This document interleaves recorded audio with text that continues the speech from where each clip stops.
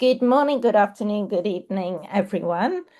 Welcome to this first in a series of three regional dialogues on sustainable rangelands and pastoralism, with this one focusing on Africa. I am your host, your moderator. My name is Fiona Flinton, and I work for ILRI, the International Livestock Research Institute. So before we begin, a few housekeeping notes. There is interpretation available in English, French, and Portuguese. So you can listen to your preferred language. Please click the interpretation globe icon at the bottom of your screen, and there you can select your language. We would like to ensure sufficient time for interactive moments and question and answers at the end. So we strongly request speakers to really try to keep to your allocated time. And we will, through various means, wave at you, interrupt you, and depending on how long you are going on after your allocated time, possibly cut you off. So please do keep to that time. For speakers, please make sure you review the agenda and monitor the chat box. And for UNCCD national focal points, we'd love to hear from you a quick 1 to 2 minute interventions on the topic on your country during the Q&A session. So please do raise your hands when the floor is opened for the Q&A session. To everybody, please mute yourself if you're not speaking. And you're welcome to share your questions, comments, and views via the Zoom chat and during the Q&A. So you will find a detailed agenda for today's session in the chat. But to give you a rough outline, we've got an opening segment on why rangelands matter, and particularly from an economic perspective.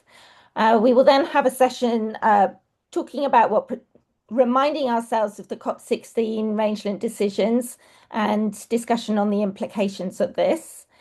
Then we will have a presentation giving the Africa regional context of rangelands and pastoralism and the International Year of Rangelands and Pastoralists. Then we will turn to governments and we will hear perspectives from Kenya, Ethiopia, and Botswana, the UNCCD focal points. And this will lead to a wrapping up, hopefully some questions and answers, wrapping up of key takeaways, COP17 priorities, and next steps.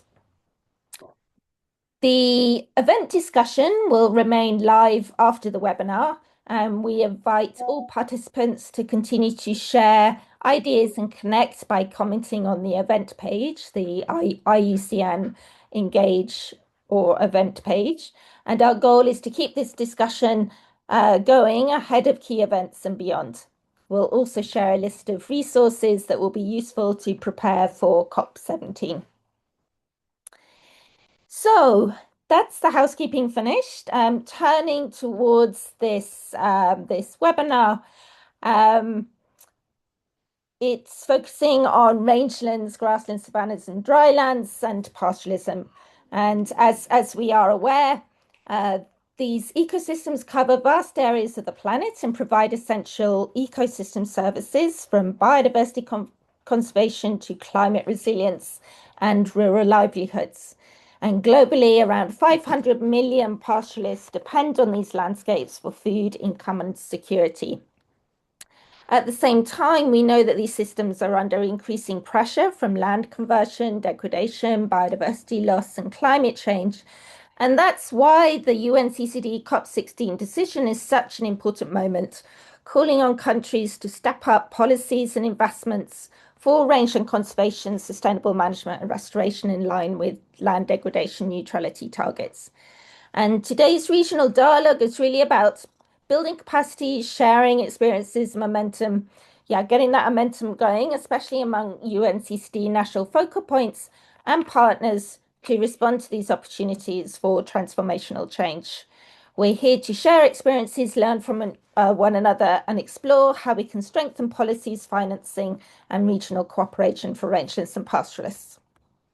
So without further ado, I ask Mr. Jan Brix, who's a Senior Policy Officer at BMZ, the German Federal Ministry for Economic Cooperation and Development, to open the webinar. Over to you, Jan. Thank you, Fiona, and a warm welcome also from my side to all audience, all speakers, and obviously the organizers. My name is Jan from the German Ministry for Economic Cooperation and Development. And here I am in the Unit for Agriculture and Rural Development. And I'm extremely grateful to have the opportunity to kick us off today. Because I think this dialogue series comes at the very right time with the International Year of Rangelands and Pastoralists, the upcoming UNCCD flagship initiative on rangelands and COP17 2026 is the year to accelerate action on rangelands. This dialogue forum is timely and it's necessary, and it highlights the critical importance of sustainable rangeland management and livestock systems. Covering more than half of the world's land surface, rangelands are vital for food security, resilience, and climate action. And they provide immense ecological, economic, and social value, supporting the livelihoods of more than 2 billion people worldwide. Despite their importance, rangelands remain undervalued and are under severe and growing threat from degradation. Reversing this trend requires joint efforts, smart policies, and substantial investment in restoration and sustainable management.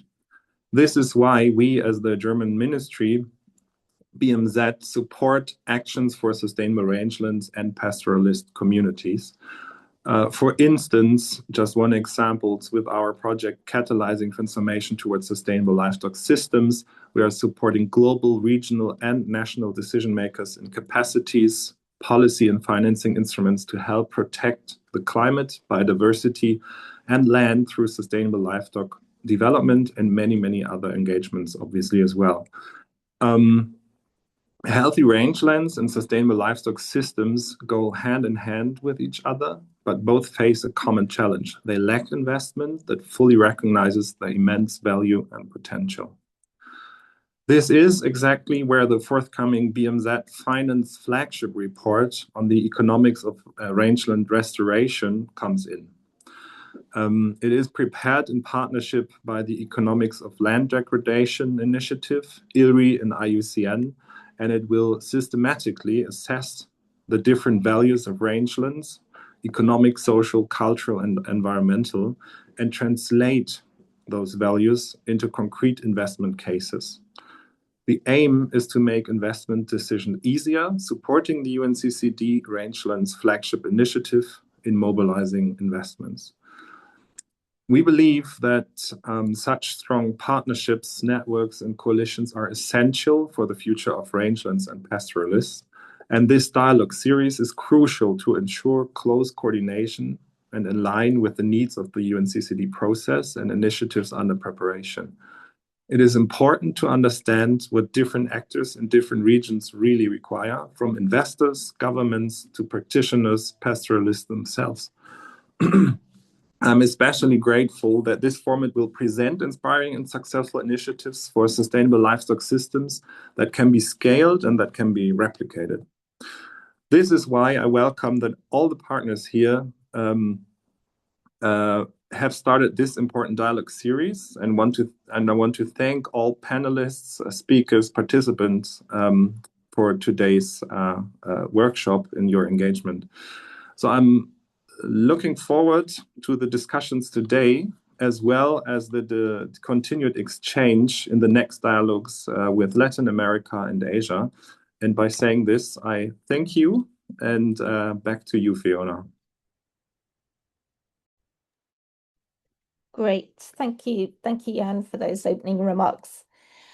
So now we pass over to Dr. Clarice Umatoni, who will provide a little bit more information about that Economics for Land Degradation initiative.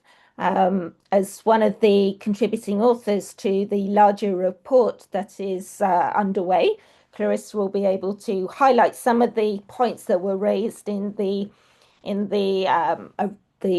summary document that is already available and some of the issues that will be covered in the main report that is being written over the next few months and will be launched at the UNCCD COP. So over to you, Clarice. Thanks. Thank you so much, Fiona. Good afternoon, good morning to everyone joining us today. I'm so pleased to be part of these regional dialogues on sustainable rangeland and pastoralism. My name is Clarice Mutoni, and I'm a livestock and rangeland system scientist. I work with IRRI. I'm based in Dakar, Senegal. So today I'm going to talk about why rangeland truly matter. I will talk about what can we do to unlock the economic, climate, and also cultural potential. Next, please.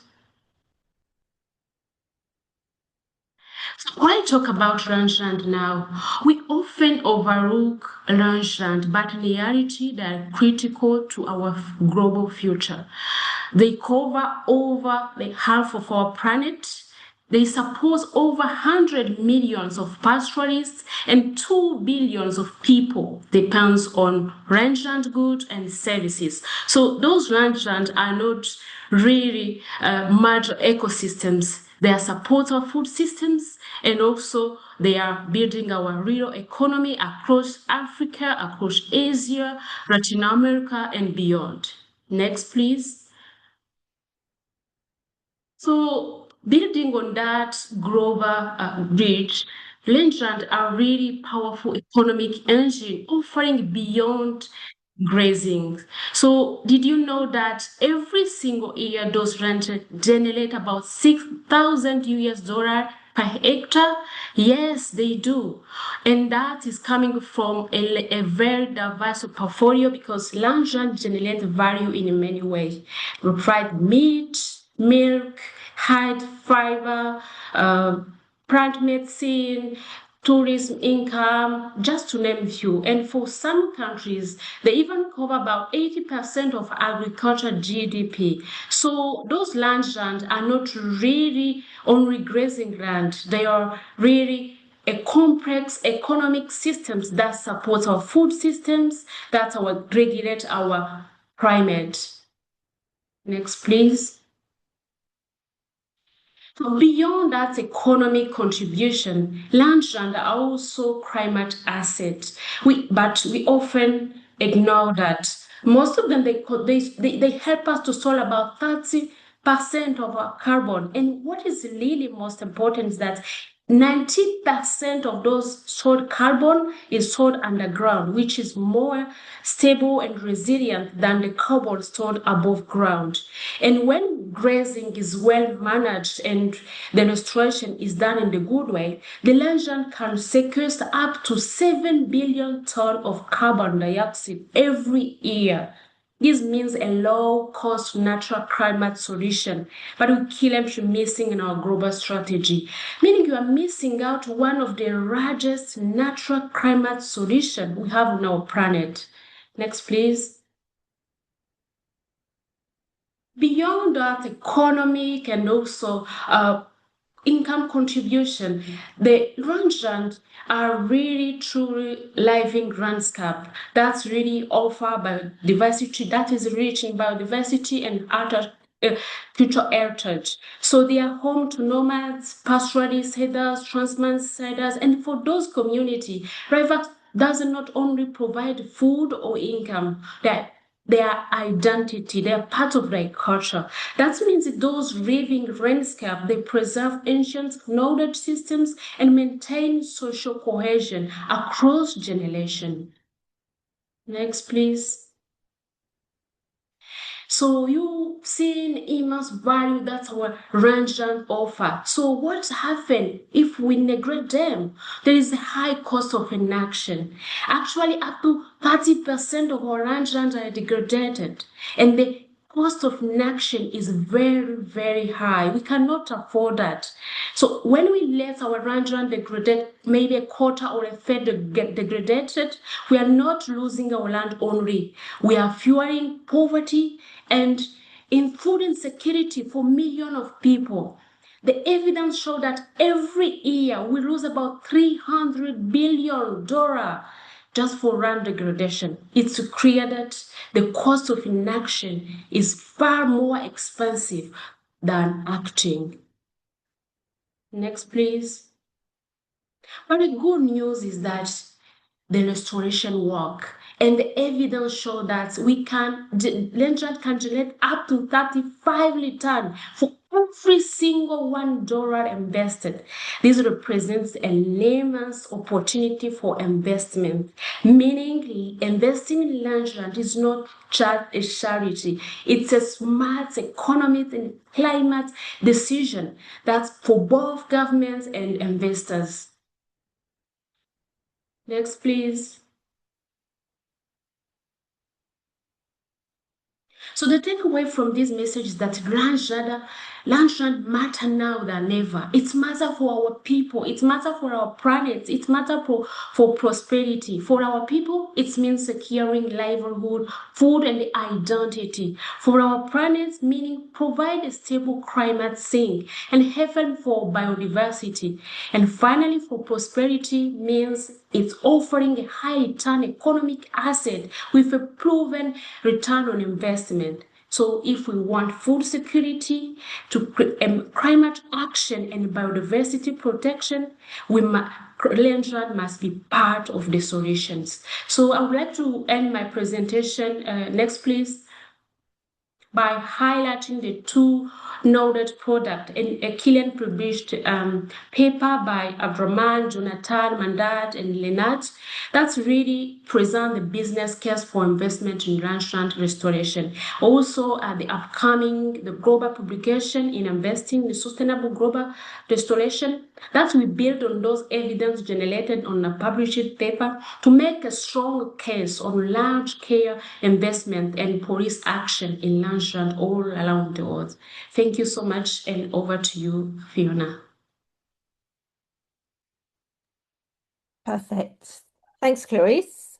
Lots of requests for more information on this. So I did put the link to the reports, to the discussion paper that is published in the chat. And as Clarice said, the larger report is under production at the moment. So now let's remind ourselves about the COP16 decision on rangelands and think about some of the implications to this of this. So we will have two presentations from the UNCCD Global Mechanism, and I turn first to Sasha Alexander, who's a policy officer for global policy advocacy and regional cooperation at UNCCD. Sasha, thank you. Thank you, Fiona. First, a big thank you to WWF and IUCN for taking the lead in organizing these webinars. So how did we get here as a secretariat, as a convention, one of the Rio conventions? We have a body of decisions, as you know, and throughout the years, over the last 20 years, we've had rangelands sprinkled throughout the decisions. And then about 5 years ago, we began working on the Global Land Outlook. It's a thematic report that comes from the other flagship publication of the UNCCD. We worked with many partners here today, and particularly the IYRP, regional hubs, and the Global Alliance, to produce a foundational document, and we released it in 2024, actually on Biodiversity Day in May of 2024. So it was a number of years in preparation, and what it puts forward is a people-centered framework to address the neglect that rangelands, grasslands, other grazing lands have endured, both in the the policy area, but as well as the administrative land use planning sectors, etc. And so this GLO, Global Land Outlook, puts the framework, people-centered framework, front and center. Looks at the integration of livelihoods, regional economies, as was mentioned, as well as nature and climate sustainability priorities. It's relevant in terms of the policy as a target audience. The policymakers were in the front of our minds, so we looked at various governance and management approaches that have been tested over the years or that are being explored by various countries. And there's about 60 case studies on a regional basis that are there to support the narrative and the evidence and to look at rangelands in a different perspective.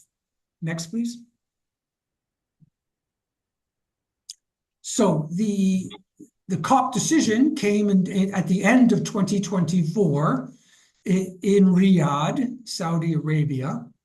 And it represents a commitment by 196 countries and the European Union to protect rangelands, to conserve, sustainably manage, and restore rangelands, and as well as the communities that steward the rangelands and depend on the rangelands for their livelihoods. So the decision is very much the biophysical and the socioeconomic dimensions of sustainable development that are packaged there. The countries themselves, the parties, pledge to increase their efforts to steward the rangelands. And they will report on the progress made at COP17 in August of this year. COP17, as you know, will be hosted by Mongolia in Ulaanbaatar. And this COP decision really represents a fundamental shift, I think, in the global multilateral discussion space, in that, you know, we have now put rangelands and grasslands alongside croplands, forests, wetlands. And so this has been an important element that has been advanced. But we need to keep going. We need to keep the momentum going to get that full recognition, the full understanding of the role that extensive livestock production systems can offer in terms of managing the rangelands for multiple benefits. Next, please. So the national priorities identified by the COP as contained in the COP decision basically recognize this essential role and recognize the multiple benefits that healthy and productive rangelands can offer to develop rural development, to economic development, to social stability, to reducing the migration as an important driver of land degradation, etc. And so parties are invited to prioritize their policies and investments in the field of sustainable management, but also to foster an enabling environment for responsible and inclusive governance. And part of that is improving tenure security for pastoralists, mobile pastoralists, for other rangeland communities. And this is to be done in line with FAO's voluntary guidelines on the governance of tenure, which many of you are familiar with. Next, please. So in terms of the UNCCD Secretariat and the global mechanism, we take our work program from the COP decisions. And so we are very much focused on working in collaboration with our partners. And you'll hear more about that collaboration with my colleague Louise on the flagship initiative. But how to assist parties with regards to raising awareness, with regards to capacity building, technical capacities that are needed, administrative capacities, other non-financial capacities, and then, of course, resource mobilization. And the other requests from the parties were to elevate the community-based approaches to meaningfully engage the rangeland communities. And this includes indigenous peoples and local communities. And so there were two new stakeholder constituencies that were recognized at the same COP in Riyadh. And they, the Indigenous Peoples Caucus and the Local Community Forum, and they will play a role in shaping the next steps for rangelands within the convention. And then finally is the development of initiatives, a pipeline of projects and programs, multi-stakeholder dialogues, and national consultations. And so you'll hear more about that from my colleague. And my last slide is on the next steps. So UNCCD COP17 will bring together many diverse rangeland constituencies. They will be coming for many different reasons, but we will all be celebrating the International Year. We will all be completing a Silk Road journey that is being organized under the FAO IYRP Steering Committee. And UNCCD, our communications department, is taking a large role in this.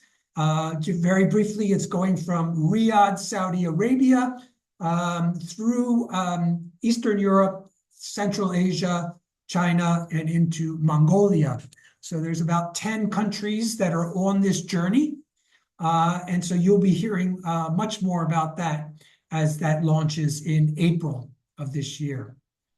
We expect significant high-level representation, as well as delegations from many NGO and civil society organizations.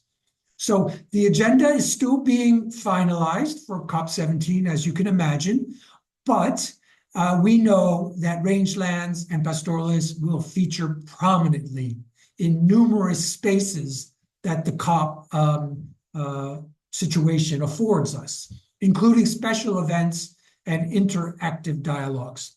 So once this schedule becomes available, partners will be invited to help shape the discussions in the lead up to COP17 and inform of possible next steps for the parties in terms of a decision and other commitments and pledges that we hope will also feature prominently at COP17. So with that, I thank you for your attention, and I pass it back to you, Fiona. Thank you. Wonderful. Thanks, Sasha. I'll pass it directly over to Louise Baker. He's the Managing Director of the Global Mechanism of UNCCD, and she'll tell us more about the Rangeland Flagship Initiative. Over to you, Louise. Thanks, Fiona. Thanks, everybody. It's exciting times. I think the coming year is pretty much a once-in-a-generation convergence with the IYRP and the COP17 in Mongolia and this really important rangelands decision.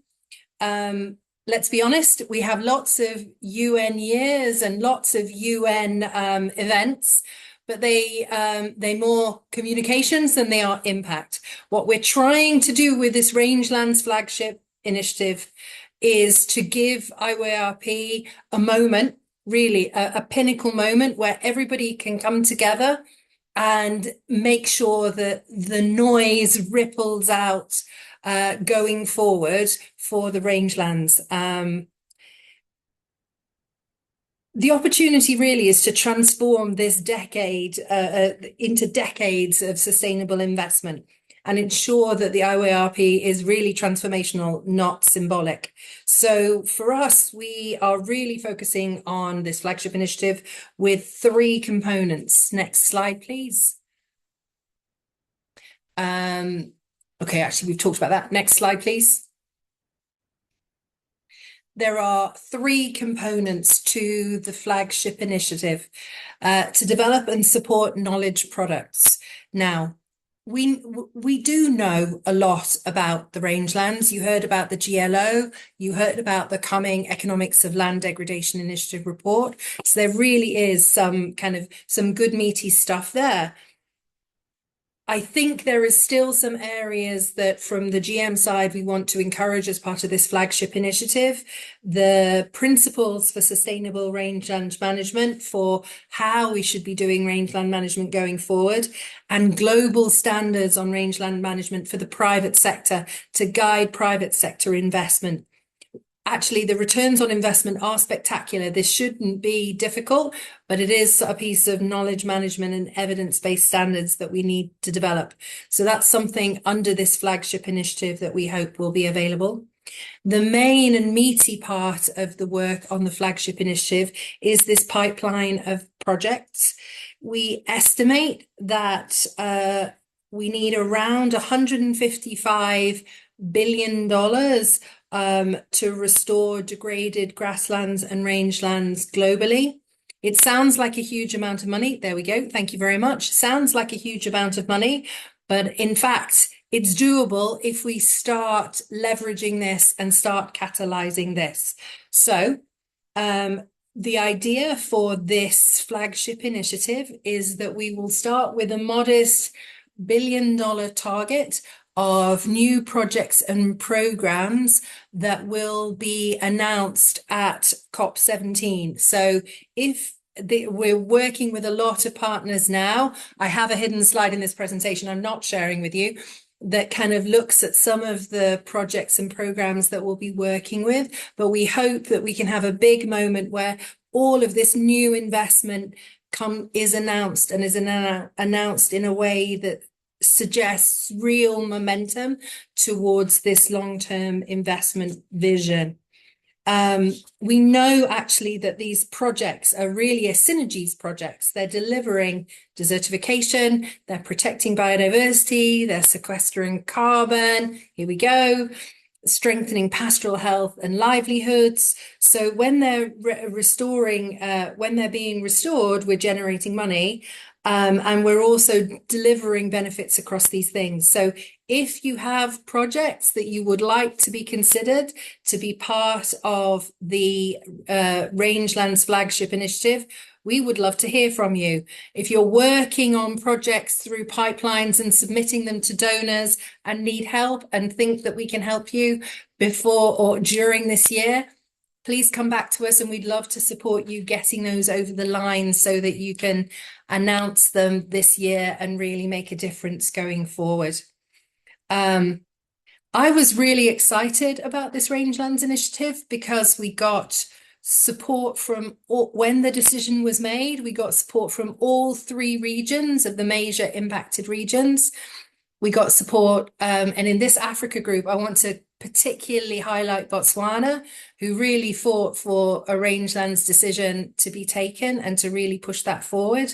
But this is an opportunity to leverage these announcements, leverage these commitments from various donors and different technical partners to see where we want to go in the future. And I'd encourage you to think boldly where we want to go in the future on these issues.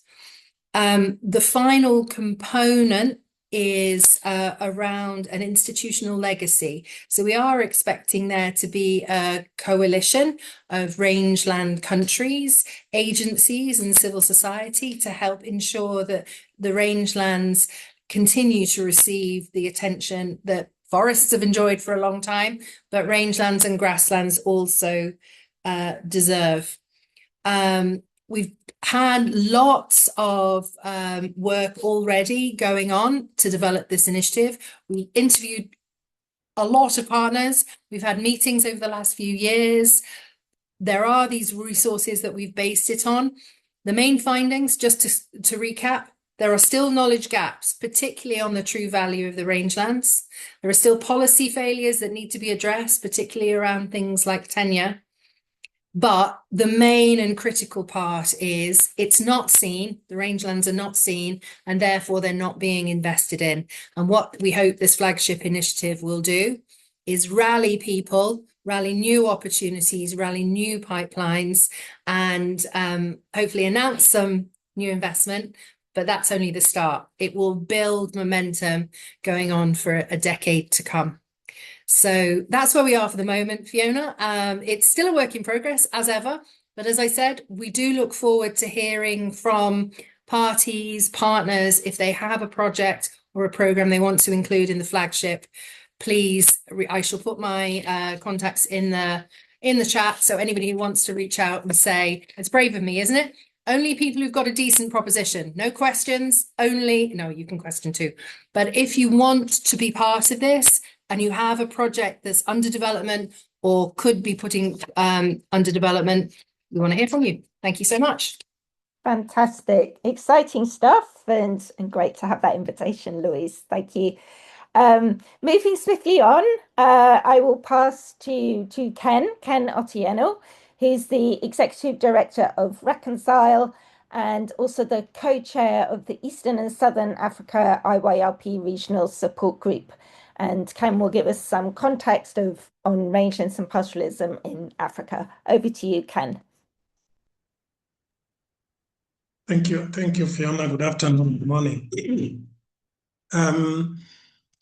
It's quite interesting to speak after quite interesting, presentation by Luis, and I think Luis has highlighted quite a bit of issues that are global in nature, but are also specific and relevant to our region. And therefore, I'm just going to start by looking at this conversation around what really constitutes rangelands and pastoralism within the context of our region. And there are two interesting and interlinked things with the background in terms of how these two systems interact and how they are, they overlap and they connect. Firstly, we have, from the broader scope of things, we have rangelands, and the rangelands is home to, pastoralism, to livestock, to the environment that supports this system, and a healthy rangelands, gives us, healthy livestock, as we can see in this picture. And if that happens, then this also is supposed to translate to healthy people with a functional ecosystem or functional rangelands biodiversity. And but there are challenges that are so consistent and which continue to characterize rangelands and pastoralism within the region. And I think while this might be regional specific, but there are problems that cut across all the the rangelands regions or rangelands areas. And next slide. I am going to highlight them, but before that, I am saying that we are starting from a context where we have where rangelands are communally shared resources that support pastoralism, but also which has a narrative which needs to change. This goes in terms of recognizing the great strides when it comes to policy frameworks in the region.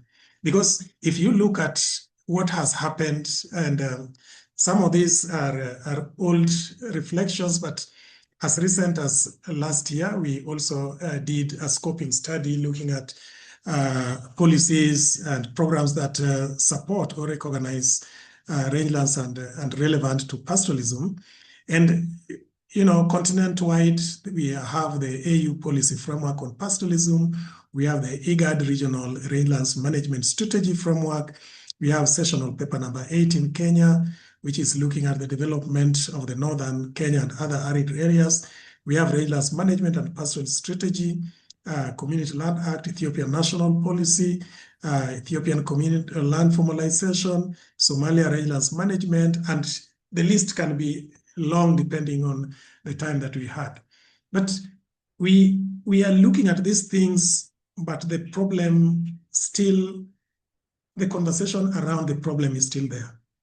When we are looking at these policy frameworks, if you look at the AU, the aspiration was to see how we can have, a more successful, more sustainable rangelands and more healthier, livelihood that is coming from that.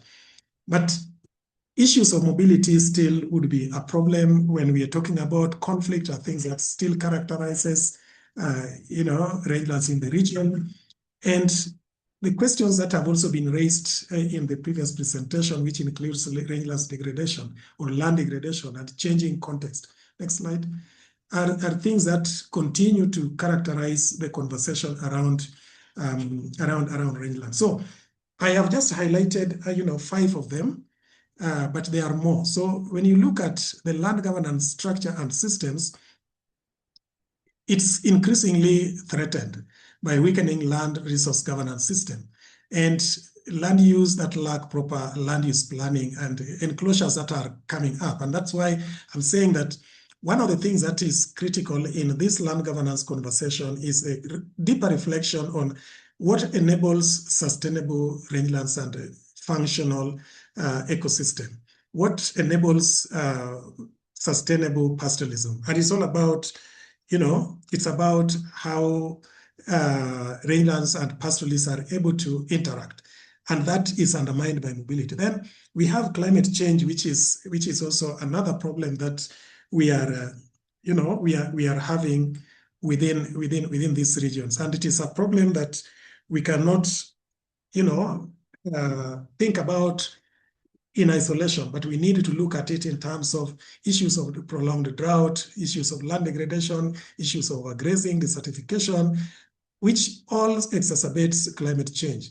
And then the condition as a result of that, the condition of rangelands, continues to be, to worsen, and barriers of accessing force pastoralists into limited restricted areas.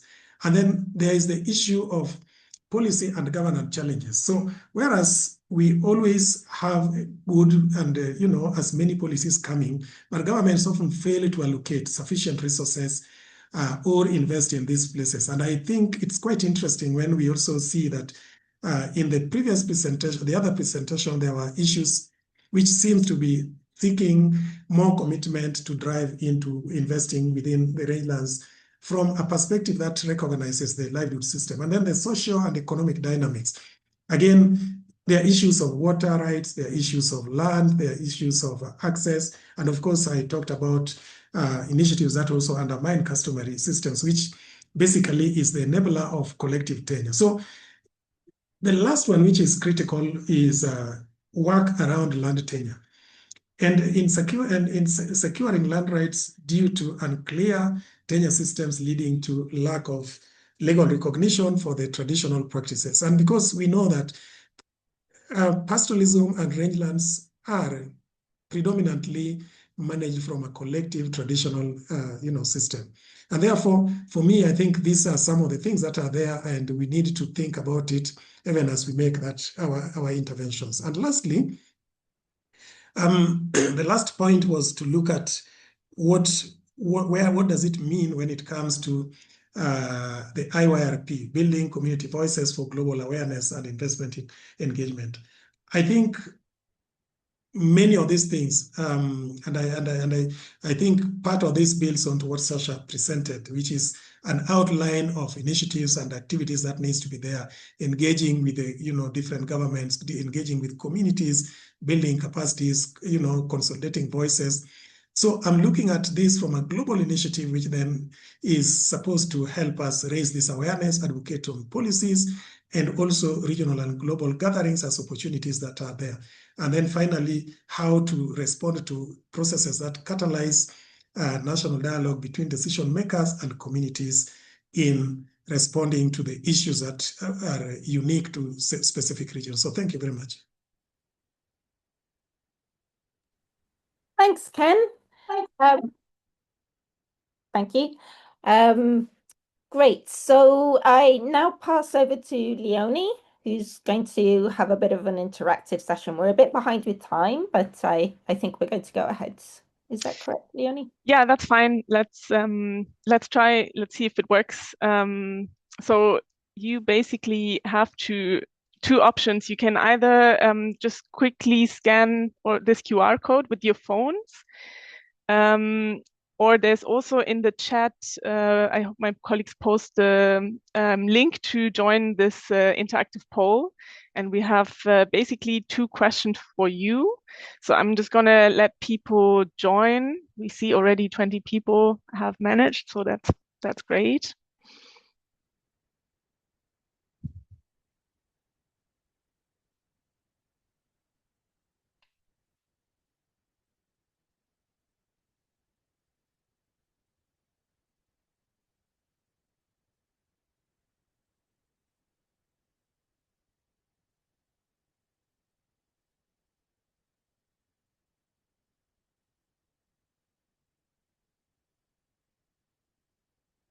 Okay, so others can still join while I advance if you just follow the link in the chat.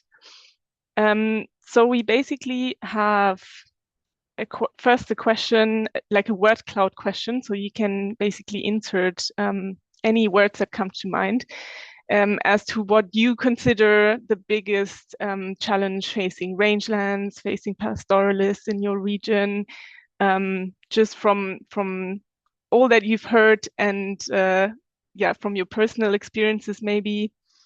So yeah, I see drought is a big one, climate change.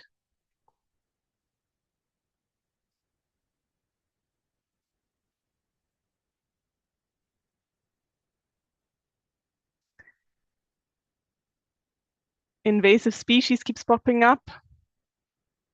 One of your favorite topics, Fiona. Very interesting. Funds for restoration as well. That connects actually to what Louise has said. There's a lot of movement here. Trying to pick out another one. Land access and degradation as a major one, which I think we've heard a lot also in the first presentation. So yeah, it's really confirming what we've heard here. Keep it coming. It's amazing that there's so many coexistence with biodiversity. Yeah, very good point. Okay, I'm gonna, just because we're a little bit over time, I'm gonna advance to the next one. But it's a beautiful cloud, which I'm gonna keep, and we're gonna send that around later.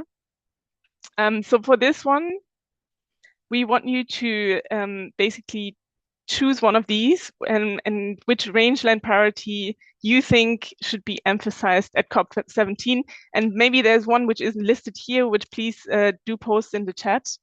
We would love to hear about that. These are just some ideas picking up on what we've been hearing so far. So yeah, I see people leaning towards restoration and LDN targets,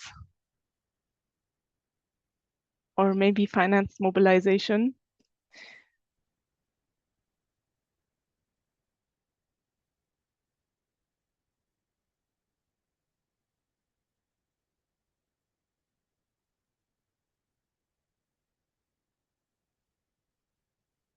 Yeah, it seems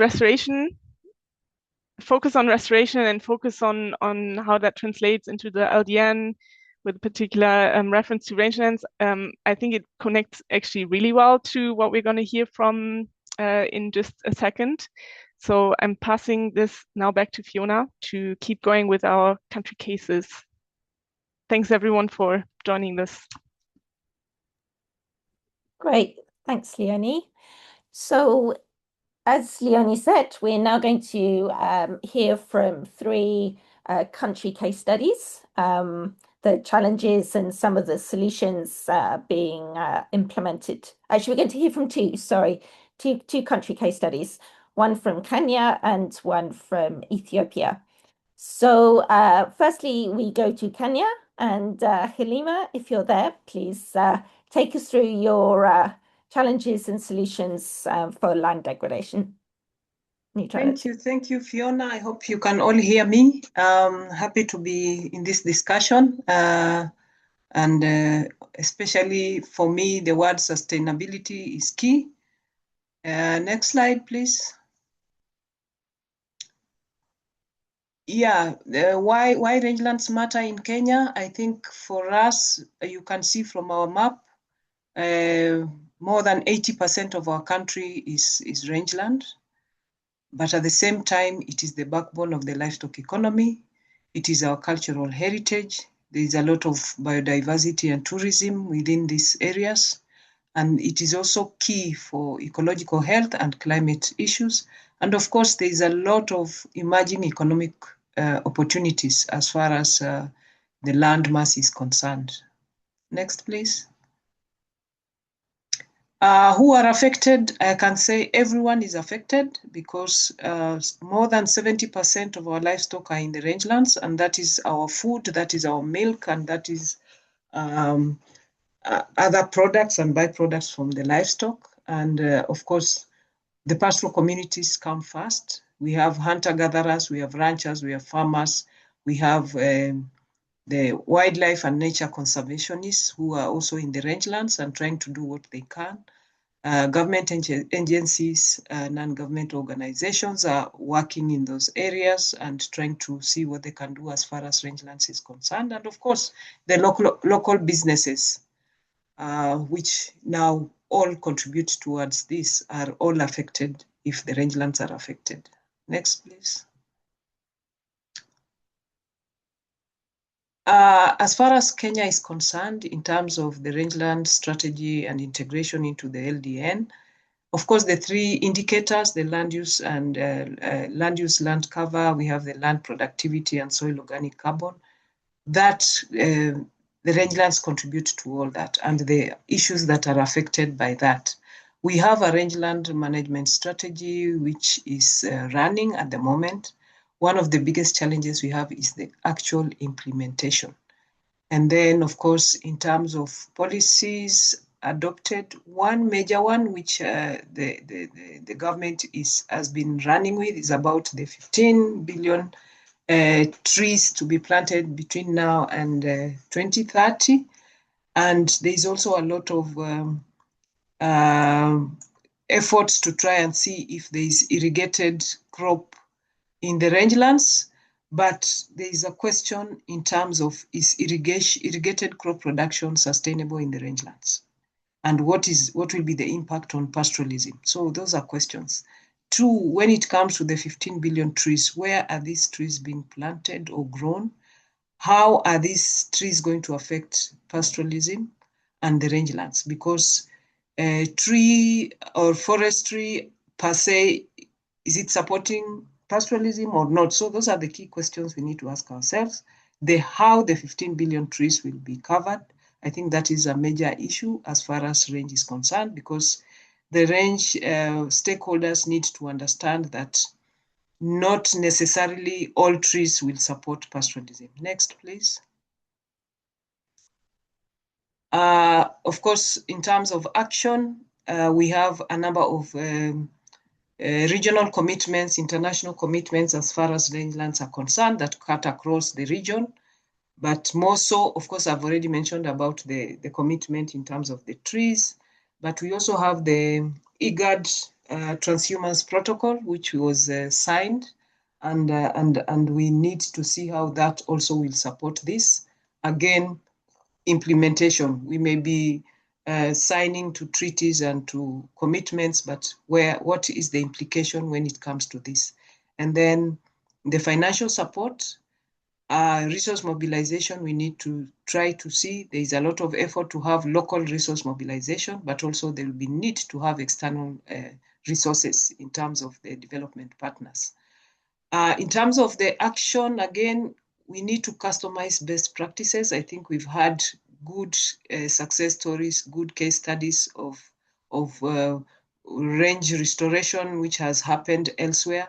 Now we need to move to actual implementation so that now we don't need to, again, just start from zero. We already have cases which we can replicate and upscale, and we move on.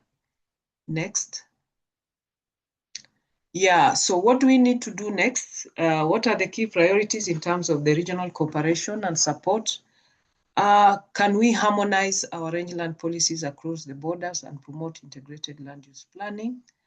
We have a lot of regional communities, either the East African community, the IGAD region, the COMESA region, and other initiatives. How can we harmonize all this and say, okay, instead of splitting the resources, how can we put all these things together? There's a lot of knowledge sharing and technologies which are already existing. How can we do that? And this is really key, because without knowledge, without technology, without innovations, without this, we can't do much. So there's a lot of knowledge sharing that is required, and that means a lot of capacity development, capacity building is required to all the stakeholders, so that people can understand what is this about rangelands, why pastoralism. And this year is particularly important because it is our year, and we really need to take advantage. If we don't do that this year, then maybe we shall have wasted many centuries that we might not recover again. Then, of course, we need joint management of transboundary resources and combating invasive species. I think invasive species have really taken a toll on us in Kenya, and invading a lot of the rangelands due to the land degradation. So we really, really need to see how this year can also address heavily on invasive species as one of the major themes that need to be handled in all the forums that are available. Then, of course, in terms of support, capacity building, I have already mentioned that. We need to develop innovative regional financing mechanisms so that we cover these issues regionally rather than leaving countries on their own. There's still need for infrastructure development and management, strategic infrastructural development, and infrastructure that is more sustainable, not just putting up infrastructure for the sake. And then, of course, inclusion of youth, women, and of course, that means the men are already there in this rangeland restoration effort so that we all can see the results. We have the 3 conventions. All of them are addressing the same area. We are all dividing our resources and splitting what goes to climate change, what goes to biodiversity, what goes to the certification. Why can't we regionally merge this? All the action plans are there. Why don't we merge this and implement together so that we efficiently utilize the resources more and so that we can implement these activities effectively? So I think that is what I would have from Kenya, but it's open, and I think most have been said earlier by the previous speakers, and most of them apply to Kenya as well. Finally, I would like to say, I don't think there's any slide after that, that we are hosting the World Drought Day in Kenya in June this year, June 17th. So you are all welcome, and we look forward to hosting you when you come, and let us see how we can advance the issue on rangeland restoration. Thank you very much. Thank you, Halima. And yeah, very good point at the end about keeping this momentum on rangelands and pastoralism going across the conventions. We do have the 3 COPs this year, and it's a great opportunity to do this, starting with the UNCCD COP.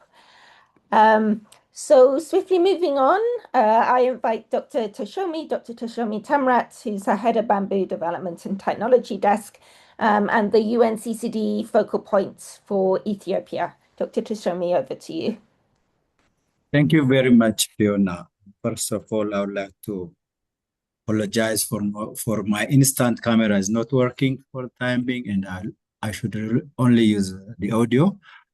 So I'll talk on the sustainable rangeland development and management from Ethiopian perspective. As you can see, I'll talk on the major 5 points why rangeland management matters to Ethiopia, because we do have some points I would like to talk on. Actually, we do have very key stakeholders who are active in rangeland management from Ethiopian perspective. Similarly, Ethiopia has drafted a very robust policies, as previous Ken mentioned. There are so many policies and strategies that have been developed nationally. And of course, we really believe on the LDN target that we have set in 2015, which is really important to integrate sustainable rangeland management and revise our LDN target as well if we miss something. So policy restriction and finally, what's our priority from the Ethiopian perspective? Next slide, please. Okay, as you can see, rangeland do matters for Ethiopia as well, as our colleagues from Kenya says. The first reason that we really appreciate rangeland management is its economic engine for our livestock production. As you know, Ethiopia has the largest cattle population in Africa, but we didn't develop that. It contributes 15% of the total GDP, and over 30% of agricultural GDP is contributed from livestock. So really it does matter to Ethiopia to sustainably manage our rangeland so that it contributes to our livestock production. The second point, as 10 million of pastoralists, like if you mention the regions like Afar, Somali, and Borana, they are really directly dependent for their livelihoods. So sustainable rangeland management really matters for their existence and for the national economy as well.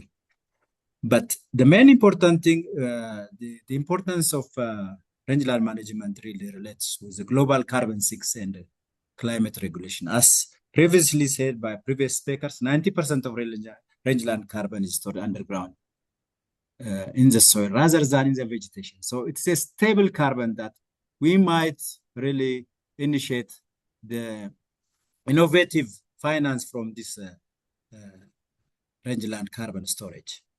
And the other issue that I would like to make is rangeland matters as a green desertification, the current rate of bush encroachment. You can mention the Prosopis julifolia in Afar region, really making a great mess to our local communities that invaded a large amount of arable land and causing the cattle livestock health as well. So it's very important to manage this bush encroachment as well.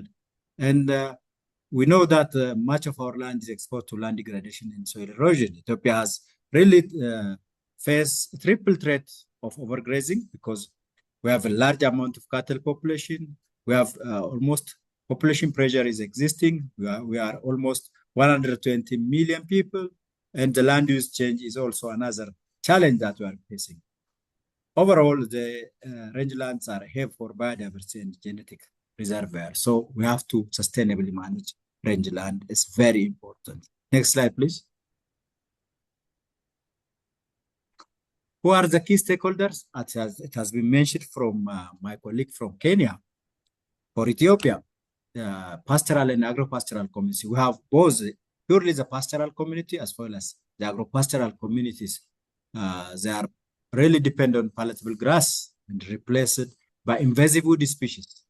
Impacts the livestock health and the community is largely affected. So they are principally key factors. And the other stakeholder is the federal regional government agencies.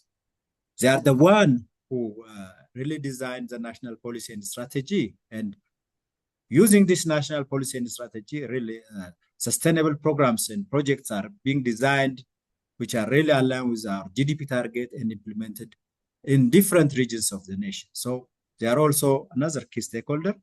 But the most affected one is the livestock sector and livestock exporters. When we lose the rangelands, the quality and the weight of animals for export will deteriorate. So this will affect the national GDP and I think the economy as well. So the other women and youth lowlands are more dependent on pasture rangelands. So they are the one who are actively involved. They are active part of the society. So they are also mentioned as very good key stakeholders in our system. And finally, and global environmental and developmental NGOs like IGAD, IUCN, and GIZ, they do have a great stake in improving the sustainable rangeland management. Next slide, please.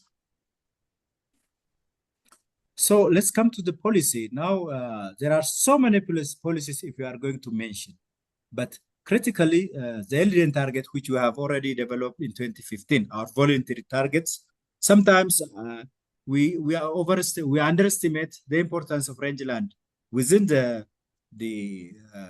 LDN target. So we need to revise whether these LDN targets have really incorporated our real need in terms of, but in terms of figure we have already put, but how we are going to implement projects and programs for restoration and sustainably manage restoration of rangeland comes into question. So Ethiopia has a national rangeland management strategy, which is developed by Ministry of Agriculture. The LDN target really developed by Ethiopian Forestry Development in 2015. So they have their own targets. But in terms of policy, I would like to stress, we need to shift. The tenure security is very important, as been mentioned by the previous speaker. If we are not secured the land tenure, sustainable restoration and management would become a problem. Participatory rangeland management through cooperatives, organizing the community within a cooperative can really give a chance to develop and manage sustainable land management. The other policy issue that I would like to mention is our Green Legacy Initiative. Our Green Legacy Initiative really give emphasis for tree planting, but also should consider the gully restoration and the consideration of the invasive species as well as part of sustainable land management. So I think this initiative also need to consider that. It's also an important, well-acclaimed Green Legacy Initiative as well at national level. The other is the livestock climate resilience sector, that's the CRG pillar. So the national determined contribution and climate resilient green economic strategy. Now, rangeland is essential carbon sink. So when we think of the carbon emission or the methane emission from livestock, we need to have to address that issues through sustainable land management. We have large number of population of livestock, but we have to increase their productivity and reduce the carbon emission from those poor management and unsustainable management of larger population of livestock, because we are the first in Africa in number of livestock. Finally, establishment of national rangeland monitoring system has been put in place. It gives a real-time data how the vegetation productivity, hydraulic function, and soil stability from the national and regional perspective. So these are some responses to the sustainable rangeland management. So next slide, please. Implementation in action. For instance, institutionalizing participatory rangeland management. We need to shift from local recognition to community-led governance. Still, it shows how land tenure, how organizing community in cooperatives really benefits, because they are accountable for the land. They can get loan. They can really address any issues. So this is in terms of value chain as well. In terms of carbon credit, they should be organized in participatory approach, in cooperative approach, so that we can really increase the implementation. The other thing, we have to enhance the innovative finance. For instance, the National Agri-Finance Roadmap is anticipating to mobilize 21 billion USD by from 2021 to 2030. This was really endorsed by Minister of Agriculture. The other result-based monitoring and verification system. Ethiopia is moving from visual estimation to high-tech data-driven monitoring. Innovative carbon finance from rangeland management is also very important. So this is also maybe counted as a very good action in terms of national implementation. Integration of invasive management with value chains. We are not looking, the invasive species are not a threat, but we have to change them to opportunities.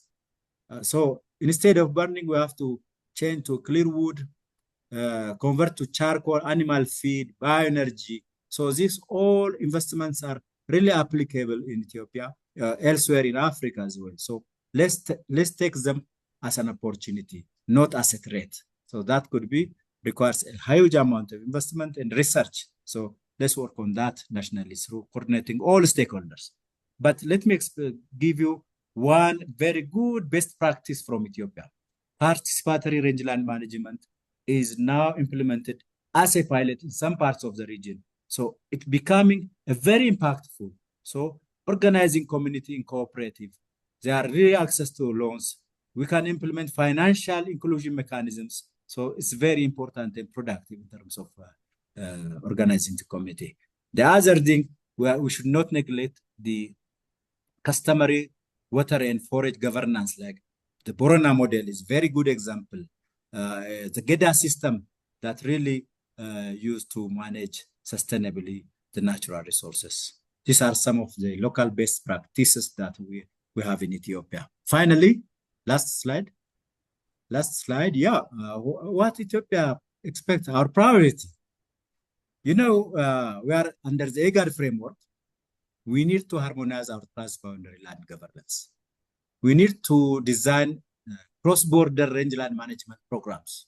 I should say, many of NGOs, international governments, bilateral financial institutions should seek this national impact is not only important or impactful. We need to look regional programs like Ethiopia and Kenya cross-border rangeland management program. If we design, we have the same culture, we have the same people. So that's also very important. We have to look regional disease control and trade corridors. Now, regional trade is expanding in Ethiopia. We are thinking to make trade border. So quarantine-free trade and corridor in neighboring countries also very important.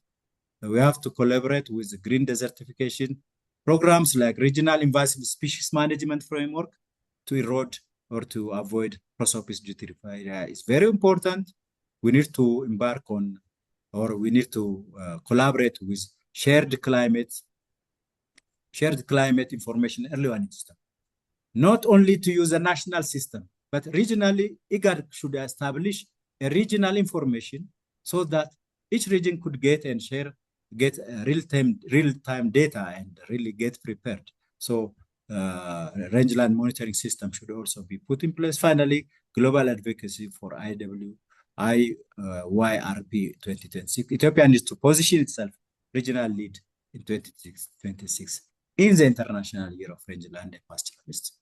This is what I have going to present. If you have any question and suggestion, really, I'm really happy to communicate and in the chat box as well as the question and answer. Thank you very much. Great. Yes, do share your questions in the chat, and the speakers will do their best to answer them there. So let's now move to one of, as Sasha indicated, one of the real leaders in getting rangelands really up the agenda at the UNCCD COP16. Mrs. Batshepi Hill, who's a UNCCD focal point for Botswana, and she's, I hope, going to tell us a bit more about what she has planned for COP17 and how we can sustain this momentum on rangelands from COP16 through to COP17. So over to you, Batshepi. Thank you, Fiona. Distinguished delegates, a good afternoon to those who are in the evening, and good morning and good day to you all. Botswana is very excited to be part of this deliberation. Rangelands constitute the dominant land use in Botswana, approximately 80 to 85% of the national territory, and about 70% of the tribal and communal grazing land is managed under customary tenure in Botswana. This supports about 39% of the population. So the rangeland supports about 71% of farmers and 86% of the national head, which is currently being there's a need for increasing the national head as per the presidential directive, because lately we have been finding that the numbers of cattle in Botswana have gone down significantly. So we're talking about approximately 791,000 or so people in the country, depending on as categorized as pastoralists in Botswana. The challenges that we normally get is on rangeland is the overgrazing, drought, soil erosion, declining vegetation, some of them being mentioned as invasive species, and overgrowth of some unpalatable species. So we are looking at this as something that is going to be not assisting us towards land degradation neutrality that we've made for ourselves as a country.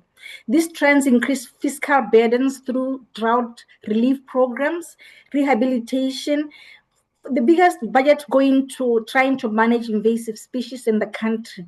And then they are moving away, like I said, they're moving us from the LDN targets that we've already set. So restoration efforts are being made by managing the rangelands, and we are trying to have healthy rangelands and enhance soil stability by bringing in all the necessary support that we could. So by prioritizing rangeland rehabilitation in Botswana can safeguard ecosystem services and will be able to reduce long-term public expenditure. Next slide, please. In terms of the restoration and conservation policy framework, Botswana comes from a long way. We had in 1975 the tribal grazing land policy, which was trying to categorize land into communal grazing areas and commercial plots. The large haze owners were encouraged to move into leased ranches to lower livestock pressures on communal rangelands. And this is where some of the problems came because of the tragedy of the Common. Then we have the National Climate Change Policy, which was approved in 2021, which is now in operation. We also have the Forest and Range Resources Act that was recently passed last year. This act has established the Department of Forestry and Range Resources, the one that I am leading at the moment, as a custodian of rangeland governance. And then we also have the Community-Based Natural Resource Management, CBNRM policy of 2013, which also has come up with a CBNRM law of 2025, which is basically aimed to empower local communities to manage and benefit from natural resources sustainably to ensure that trusts who are using this land can manage grazing land, wildlife, and forest resources sustainably. Lastly, the National Policy on Agricultural Development that was passed in 1991. This policy was intended to balance livestock production with rangeland sustainably. Basically, Botswana's rangeland policy reflects long-term standing attempts to balance livestock production with sustainable land use through the mixture of tenure, privatization, and institutional management. In terms of mobilization of resources, Botswana has been able to mobilize around $97 million in climate and public finance to operationalize sustainable and climate resilience rangeland management, primarily through the Green Climate Fund, Ecosystem-Based Adaptation and Mitigation Project. We also have another project called the FAO-led Dryland DSLIP, Dryland Sustainable Management Program, which is also looking at managing of drylands or rangelands. We have a target of 5.1 million hectares to be restored in communal drylands. Some of them are specific to certain areas with restoration of grazing management, landscaping planning, and implementation at national scale.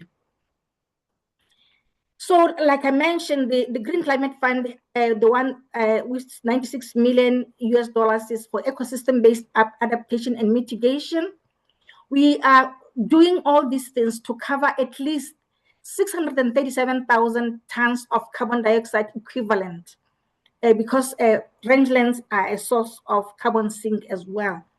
So the FAO-supported Dryland Sustainable Landscape Program, DSLIP, is a program that targets about 565,000 hectares, the Mupani Miyombo landscape. We've also been able to move forward because this also talks about benefiting women and youth still under the same restoration methods. And the Botswana also is prioritizing national tree planting program initiative. Next slide, please.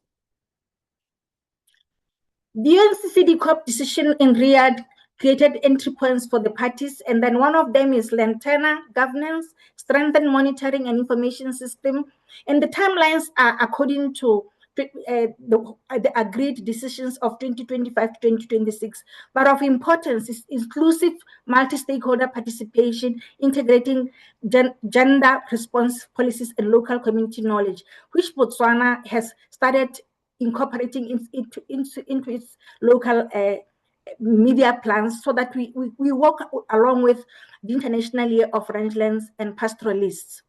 The integrated land use planning across sectors, as well as strengthened science policy interface, which has been planned for the 2025 to 2030 strategic framework period.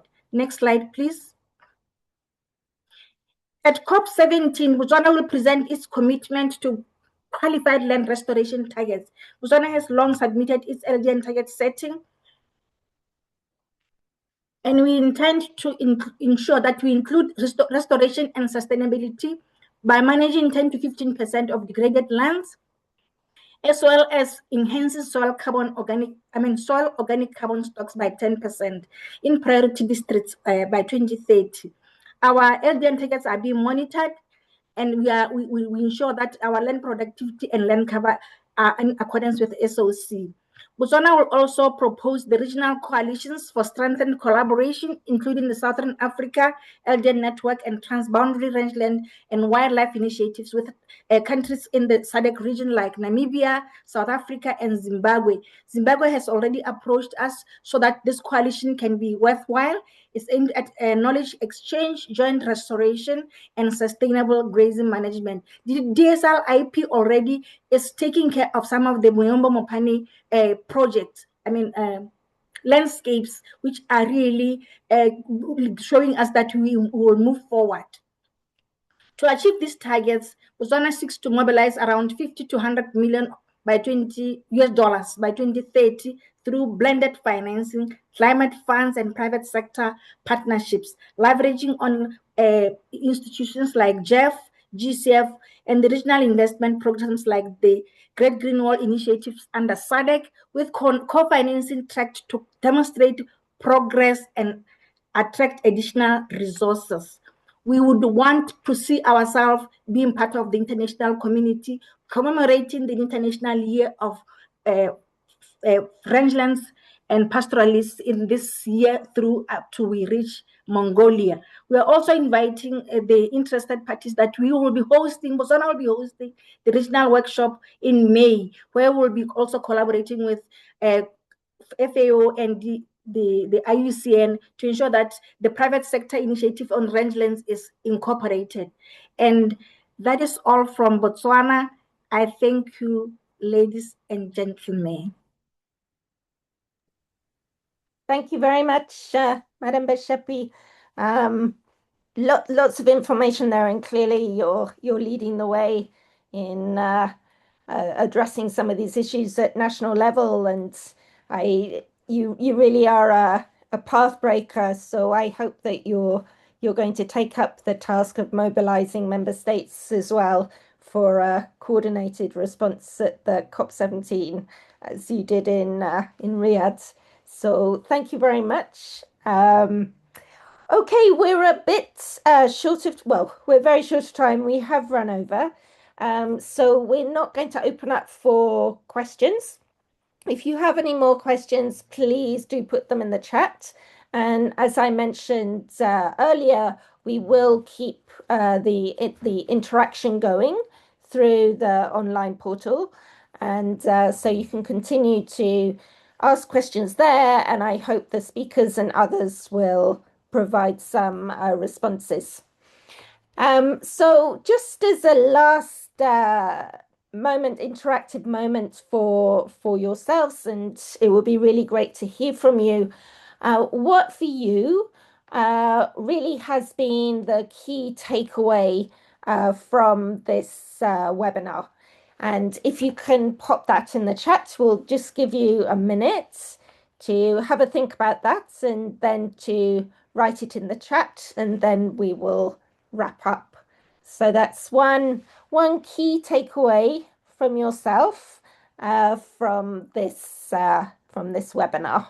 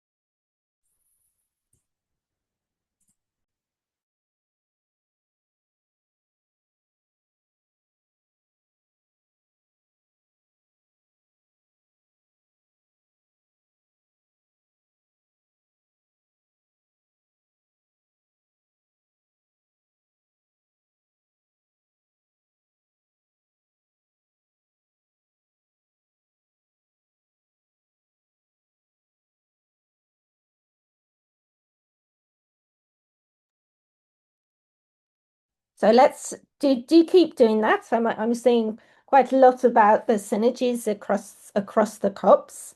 And there's different opportunities. I think there's different opportunities in all three COPs to raise issues around rangelands and pastoralism, and not necessarily all from the same perspective, but from different perspectives. And it will be good to understand and be quite strategic about how we use the different COPs to continue to raise rangelands and pastoral issues.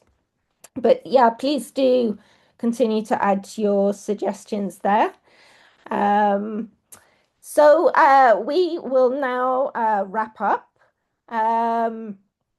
First of all, before I do that, I'd like to thank all the funding institutions that have made this webinar possible. The Federal Ministry for Economic Development and Cooperation of Germany through the LiveSys project, and the Federal Ministry of Environment, Climate Action, Nature Conservation and Nuclear Safety of Germany through the ICI, and JAF funding through the STELLA project, the Sustainable Large-Scale Investments. Sustainable Investments in Large-Scale Rangeland Restoration. I should know this because I lead the project. Sorry about that. So thank you to all those funders very much for making this webinar possible. I think from the comments in the chat, it's been highly appreciated. Of course, this is the first of the 3 regional webinars, so please do join us for the other 2. And do please continue to stay engaged through the IUCN Engage facility. We will set up a page with the dedicated resources, including the recording and slides, as well as a package with further resources, and this will be shared with you via email. So that's all from me, and if there's nothing else from Leonie and Surendri, who have really been the key drivers in organizing this webinar, I think we can close. So nothing else. Thank you, everyone, and big thanks to the speakers. Great presentations, lots of stimulating information there, and to keep us thinking and building the momentum towards UNCCD COP in Mongolia. And happy International Year of Rangelands and Pastoralists. Thank you. Bye. Bye. Thank you. Thank you very much. Goodbye. Thank you. Thank you. Thank you. Bye. Thank you very much, everyone. Thank you, everyone. Goodbye. Thank you. Thank you. Thank you. Bye-bye. Bye-bye.